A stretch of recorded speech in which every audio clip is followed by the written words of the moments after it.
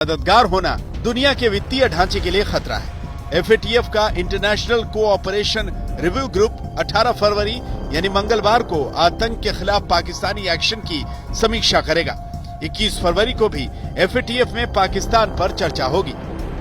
लेकिन उससे पहले मसूद अजहर को लेकर पाकिस्तानी रवैये ने बता दिया है कि आतंक के खिलाफ कार्रवाई करना उसके बूते की बात नहीं, क्योंकि पाकिस्तान की नीति ही आतंक को पालने पोसने की है।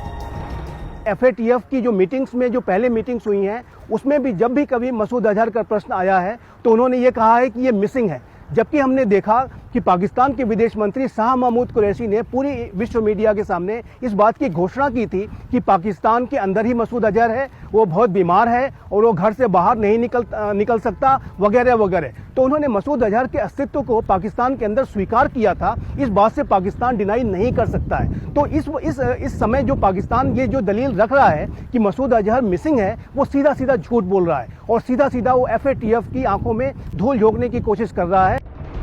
14 फरवरी 2019 को पुलवामा में जैश आतंकी आदिल अहमद डार ने CRPF के काफिले पर विस्फोट कराकर 40 CRPF जवानों की जान ले ली थी। इसके बाद भारत में हुई प्रतिक्रिया और अंतर्राष्ट्रीय दबाव के बीच पाकिस्तान ने मसूद अजहर और उसके संगठन के खिलाफ कार्रवाई का ढोंग किया।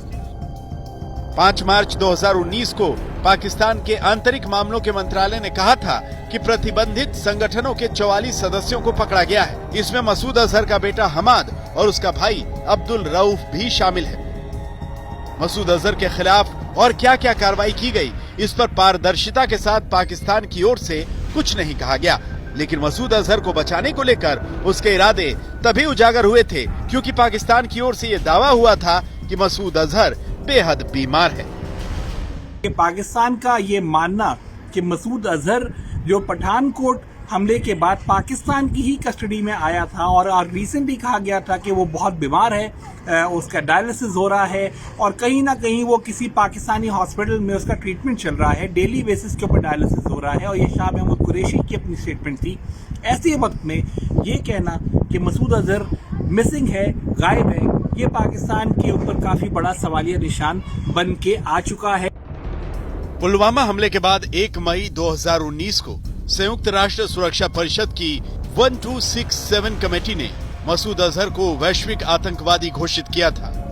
मसूद पर UN का प्रतिबंध भारत के कूटनीतिक दबाव का नतीजा था, लेकिन अब जबकि पाकिस्तान को FATF के सामने ये बताना है कि क्यों ग्लोबल आतंकवादी होते हुए भी टेरर फाइनेंसिंग के मामले में मसूद अजहर के खिलाफ जांच तक नहीं शुरू हुई, तो पाकिस्तान उसके लापता होने की बात कह रहा है।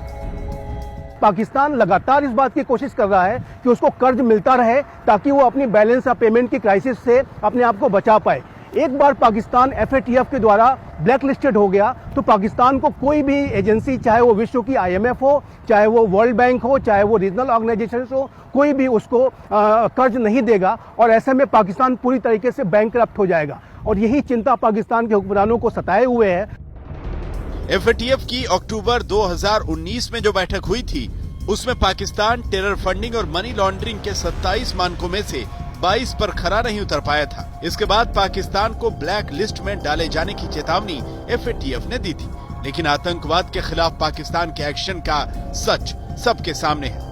यूं तो पिछले हफ्ते पाकिस्तान की एक एंटी टेररिज्म कोर्ट ने लश्कर तैयबा के सरगना हाफिज सईद पर टेरर फाइनेंसिंग के 2 मामलों में साथ साथ चलने वाली 5.5 साल की कैद की सजा सुनाई है, लेकिन FATF की बैठक से पहले नाटकीय घटनाक्रम के तहत सुनाई गई सजा और उसकी टाइमिंग की वजह से भारत को हाफिज सईद के खिलाफ एक्शन सिर्फ दिखावा लग रहा है और अब मसूद अजहर पर भी पाकिस्तान का बहाना सामने आ गया है। दिल्ली से जितेंद्र बहादुर सिंह और गीता मोहन के साथ हमजा आमिर, इस्लामाबाद, आज तक।